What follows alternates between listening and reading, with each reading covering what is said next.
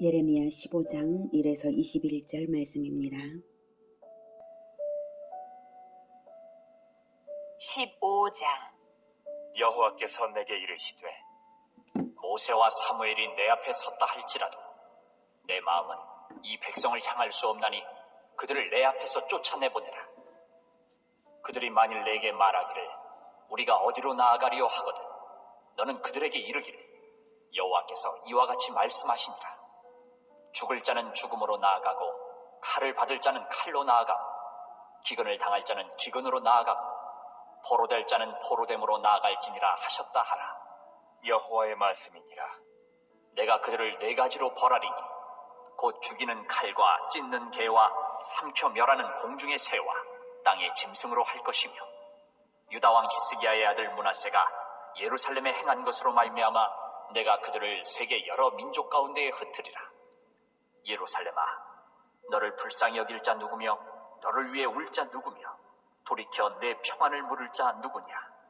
여호와께서 이르시되 내가 나를 버렸고 내게서 물러갔으므로 내게로 내 손을 펴서 너를 멸하였노니 이는 내가 뜻을 돌이키기에 지쳤음이로다.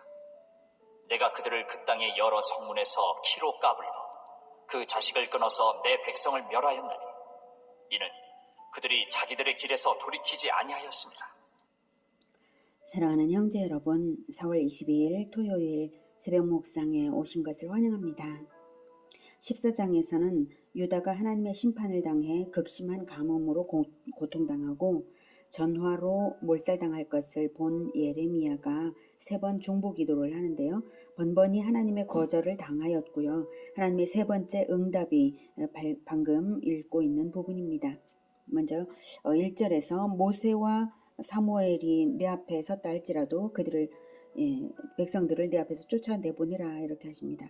모세와 사무엘은 패역한 백성들의 사죄를 위해서 각각 기도해서 응답을 받은 적이 있는 중보자들입니다. 그런데 그런 위대한 자들의 기도를 할지라도 이제는 안 들으시겠다는 것은 예레미야의 부족함 때문이 아니라 백성들의 누적된 죄악상이 너무 중해서 결코 용서받을 수 없는 것이었기 때문입니다. 2절 그들이 만일 내게 말하기를 우리가 어디로 나아가리요 하거든. 네.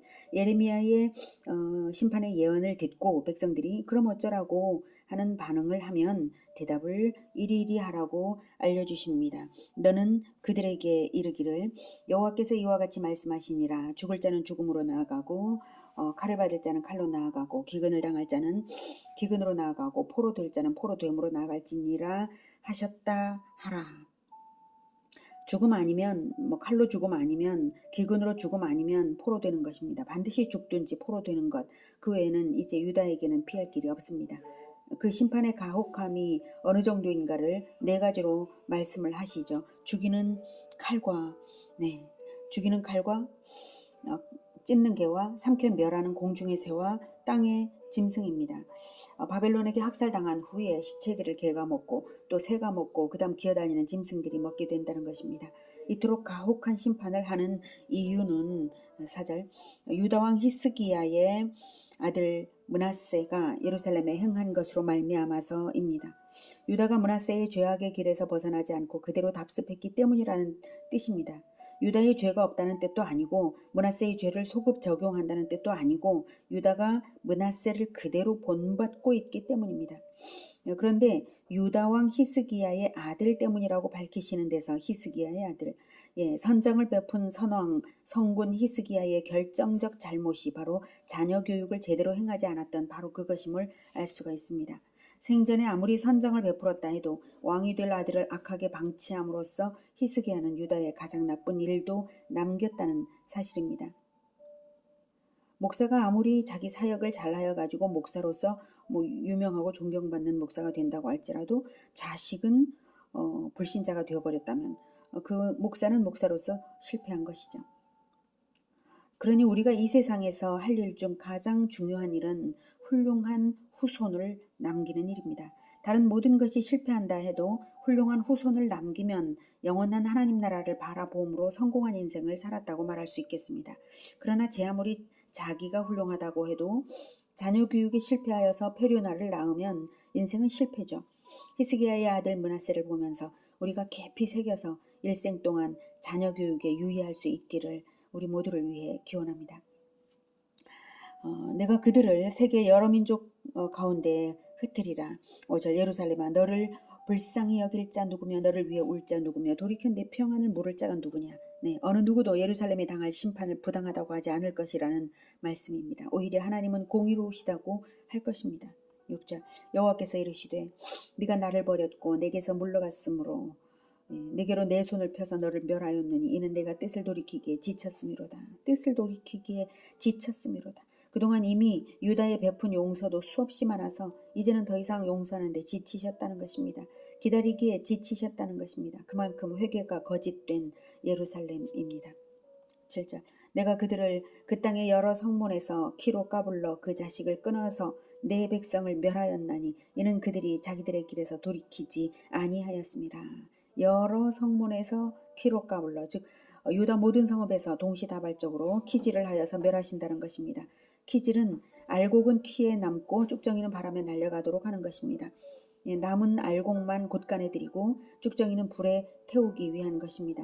그러니 좋은 열매로 남은 자들만 구원받는다는 분명한 메시지를 주는 그림이죠. 하나님이 자기 백성에게 그렇게 하시는 이유는 자기들의 길에서 돌이키는 참된 회개가 있어야만 행실로 증명되어야만 참된 하나님의 백성이라고 할 수 있기 때문입니다. 8절 그들의 과부가 내 앞에 바다 모래보다 더 많아졌느니라. 내가 대낮에 파멸시킬 자를 그들에게로 데려다가 그들과 청년들의 어미를 쳐서 놀람과 두려움을 그들에게 갑자기 닥치게 하였으며 7을 낳은 여인에게는 쇠약하여 기절하게 하며 아직도 대낮에 그의 해가 떨어져서 그에게 수치와 근심을 당하게 하였느니라. 그 남은 자는 그들의 대적의 칼에 붙이리라. 여호와의 말씀이니라. 남자들이 다 전쟁에서 죽고 7 자식을 낳았어도 청년들이 다 죽는 형편인데다가 용케 남은 자라도 살육당할 것이라는 예언입니다. 그만큼 므낫세의 죄악을 떠나지 않은 결과가 무섭습니다. 10절 내게 재앙이로다 나의 어머니여 어머니께서 나를 온 세계에 다투는 자와 싸우는 자를 만날 자로 낳으셨도다. 내가 구워주지도 아니하였고 사람이 내게 구이지도 아니하였건만은 다 나를 저주하는도다. 네, 예레미야는 자기가 박해당하기를 감수하면서 예언하고 권면하고 중보기도를 했던 그 노력이 수포로 돌아가고 오히려 백성들의 박해는 가중되어서 탄식하는 것입니다. 어머니께 원망하는 것은 아니고요. 다만 자기의 사명과 운명이 그러하다는 것이고 그토록 완고한 백성들임을 탄식하는 것입니다. 그리고 나를 온 세계에 다투는 자와 싸우는 자를 만날 자로 낳으셨도다 한 것은 그리스도의 사역이 온 세계에서 박해를 만나지만 마침내 승리하실 것이므로 그리스도의 예표의 일부를 지금 말하고 있는 것이죠. 11절부터는 그래서 하나님께서 위로를 하시는데요. 예레미야의 부족함을 또 지적도 하시면서 위로도 주십니다. 11절 여호와께서 이르시되 내가 진실로 너를 강하게 할 것이요 너에게 복을 받게 할 것이며 내가 진실로 내 원수로 재앙과 환난의 때에 내게 간구하게 하리라. 누가 능히 곧 북방의 철과 못을 꺾으리요. 그러나 내 모든 죄로 말미암아 내 국경 안의 모든 재산과 보물로 값없이 탈취를 당하게 할 것이며 내 원수와 함께 내가 알지 못하는 땅에 이르게 하리니 이는 나의 진노의 맹렬한 불이 너희를 사르려 함이라. 네, 하나님의 말씀이 복합적입니다. 여기서 너는 예레미야이기도 하고 너는 예레미야이기도 하고 또 유다 백성이기도 합니다. 내 원수는 예레미야를 핍박했던 자들이기도 하고 바벨론이기도 합니다. 즉 하나님은 한 사람 안에서 그 소속된 백성들을 보시고요. 또한 최종적으로는 그 결실은 개인화해서 영원한 나라에 들이십니다. 한 사람 안에서 공동체를 받으시되 그 과정에서는 공동체로 구원을 받습니다. 그러나 열매를 보고 걸러내시는 하나님이십니다. 고난의 심판을 통해서 걸러내실 것이므로 예레미야를 위로하시면서 또한 함께 당할 고난을 말씀하신 것입니다. 최종적으로는 11절이 최종적으로 이루어질 것이지만 12절이 바로 바벨론의 침공을 당할 것이고 13, 14절의 과정을 겪는 것입니다. 13절에 그러나 내 모든 죄로 말미암아는 꼭 예레미야의 죄 때문이라는 것이 아니라 유다의 죄로 인해서 그렇다는 것인데요. 한 사람 안에서 전체를 보심으로 백성들의 죄는 왕의 죄와 같이 보십니다. 그러므로 모든 믿는 자의 죄를 왕이신 그리스도께서 받으시는 것입니다. 그래서 이제는 미래를 알게 되었으므로 예레미야가 받아들이고 그 와중에서라도 안전을 호소하는데요. 이 부분에서 이 호소를 들으시고 또 예레미야를 책망도 하신 하나님이십니다. 먼저 호소를 15절 듣겠습니다. 여호와여, 주께서 아시오니 원하건대 주는 나를 기억하시며 돌보시사 나를 박해하는 자에게 보복하시고 주의 오래 참으심으로 말미암아 나로 멸망하지 아니하게 하옵시며 주를 위하여 내가 부끄러움 당하는 줄을 아시옵소서. 네, 지금까지는 유다를 위하여 중보했던 예레미야였지만 이제 확정된 미래를 들었으므로 이제는 박해자 유다를 심판해달라고 하고 자기의 안전을 요청합니다. 하나님의 심판의 때에 죄인들과 하나님의 사람과 차별성이 있어야만 하기 때문입니다. 하나님의 심판 때에 선지자도 똑같이 당한다면, 하나님의 진노가 의인과 악인을 구별하지 않고 무차별적으로 적용된다면 하나님의 진노의 의미는 퇴색되고 마는 것이기 때문이죠. 16절. 만군의 하나님 여호와시여, 나는 주의 이름으로 일컬음을 받는 자라. 내가 주의 말씀을 얻어먹었사오니 주의 말씀은 내게 기쁨과 내 마음의 즐거움이오나 내가 기뻐하는 자의 모임 가운데 앉지 아니하며 즐거워하지도 아니하고 주의 손에 붙들려 홀로 앉았사오니 이는 주께서 분노로 내게 채우셨음이니이다. 나의 고통이 계속하며 상처가 중하여 낫지 아니함은 어찌 됨이니이까? 주께서는 내게 대하여 물이 말라서 속이는 시내 같으시리이까? 네, 예레미야는 하나님의 이름으로 하나님의 사람으로 일컬어졌고 그에 합당하게 말씀을 사모하여 기쁘게 배우는 자였죠. 그러므로 향락하는 자리에도 가지를 않고요. 홀로 하나님의 진노를 전하는 사명으로 살았습니다. 그래서 영적 고통을 계속 느끼고 상처받을 수밖에 없었는데요. 그럴지라도 하나님께서 그것을 낫게는 해주셔야 하는데 그러시지 않는 이유가 무엇인지 묻고 있습니다. 대선지자 예레미야도 하나님의 사역에 충성하는 중이지만 그 고난이 과중해서 시험에 든 것이지요. 다음은 하나님의 응답입니다. 19절. 여호와께서 이와 같이 말씀하시되 내가 만일 돌아오면 내가 너를 다시 이끌어 내 앞에 세울 것이며 내가 만일 헛된 것을 버리고 귀한 것을 말한다면 너는 나의 입이 될 것이라. 그들은 내게로 돌아오려니와 너는 그들에게로 돌아가지 말지니라. 내가 너로 이 백성 앞에 견고한 놋성벽이 되게 하리니 그들이 너를 칠지라도 이기지 못할 것은 내가 너와 함께하여 너를 구하여 건짐이라. 여호와의 말씀이니라. 내가 너를 악한 자의 손에서 건지며 무서운 자의 손에서 구원하리라. 네, 하나님은 예레미야에게 책망하며 회개를 촉구하십니다. 사명으로 인한 고난 때문에 절망에 빠져서 소명에 대한 확신을 잃으면 그것도 회개해야 할 죄가 됩니다. 예레미야가 헛된 것을 의지한 점이 있기 때문에 하나님은 아시고 네가 만일 헛된 것을 버리고 귀한 것을 말한다면 너는 나의 입이 될 것이라고 하십니다. 사명자는 꼼수를 쓰면 안 되고 오직 가장 귀한 말씀의 엑기스를 전해야 합니다. 안 그러고 피상적인 메시지로 대중을 움직이려고 한다면 어떤 헛된 것을 의지하는 것이 틀림없습니다. 결과에 연연하지 말고 어떤 개인적 의도성을 갖지 말고 오직 하나님의 말씀의 엑기스를 전하기 위해 노력해야 합니다.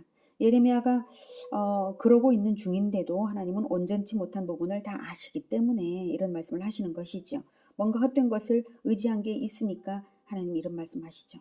예레미야에게서 원망이 나왔다는 것 자체가 헛된 것을 붙잡았다는 증거입니다.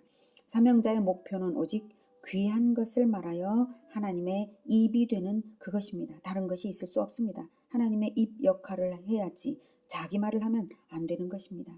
그런데 예레미야는 백성들을 얻으려고 백성들에게로 이끌렸던 점이 있었던 것이죠. 그들은 내게로 돌아오려니와, 그래서 하나님 말씀하시죠. 그들은 내게로 돌아오려니와 너는 그들에게로 돌아가지 말지니라. 네, 이 말씀으로 짐작이 됩니다. 백성들에게 이끌렸던 거예요. 그래서 오직 하나님의 말씀에 보배로운 엑기스를 전할 때에 내가 너로 이 백성 앞에 견고한 노성벽이 되게 하겠다고 약속하시고 그들이 너를 칠지라도 이기지 못할 것이라고 하나님의 종의 구원을 약속하셨습니다. 하나님의 종은 하나님이 함께 하시기 때문입니다. 하나님의 말씀을 가진 자, 하나님의 입이 되는 자가 무적이기 때문에 결코 참된 하나님의 종은 패배가 없습니다. 오늘은 회개의 열매가 없는 자들은 선민이라 할지라도 반드시 심판당하는 것과 그리고 자녀 교육에 실패하면 실패라는 것. 왜냐하면 자녀 교육에 실패한다면 대대로 실패하기 때문입니다. 그리고 사심 하나도 없이 참되게 하나님의 입이 되는 자의 승리와 구원을 보장하시는 하나님을 만났습니다. 우리가 반복하는 죄를 즉각 버리고 회개의 열매를 맺으며 그리고 자녀 교육에 성실하게 포기하지 않고 성실하게 임하며 사람들의 반응을 계산에 넣지 말고 오직 말씀을 진실하게 전하는 하나님의 입으로 살아갈 수 있기를 기원합니다. 기도하겠습니다. 하나님은 우리의 모든 것을 아십니다. 우리 자신이 깨닫지 못하는 그 지점까지 하나님은 감찰하시는 광선 같은 눈을 가지셨습니다. 하나님, 우리를 시험하셔서 우리를 정결케 하여 주시옵소서. 그래서 우리가 오직 하나님의 진실한 입술이 될 수 있기를 원합니다. 그래서 모든 사람들에게 대하여서도 그렇고 자녀들에 대하여서도 그럴 수 있도록 주님 우리를 도와주시옵소서. 헛된 것을 바라지 말고 오직 하나님의 입술로 살아갈 수 있도록 그리고 회개의 열매가 늘 나타나서 새로워지고 또 새로워지는 그러한 공동체가 되게 주님 도와주시옵소서. 예수님의 이름으로 기도드립니다. 아멘. 이어지는 시간은 개인 기도 시간입니다.